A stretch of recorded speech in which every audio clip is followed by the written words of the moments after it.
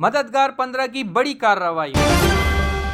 मददगार 15 पाकिस्तान बाजार की मंगो पीर के इलाके में वाक़े एक घर में डाकुओं की मौजूदगी की इत्तला पर बरवक्त कार्रवाई। मददगार 15 को देखते ही मुल्जिमान ने फायरिंग शुरू कर दी। फायरिंग के तबादले के बाद एक मुल्जिम जख्मी हालत में गिरफ्तार। मुल्जिम के दीगर 3 साथी फरार हो गए। गिरफ्तार मुल्जिमान के कब्जे से एक पिस्तौल और 2 मोटरसाइकिल बरामद।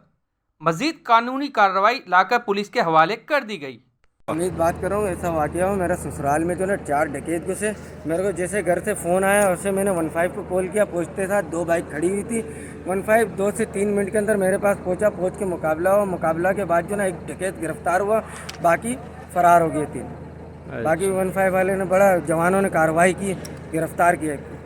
सिंध पुलिस जिंदाबाद।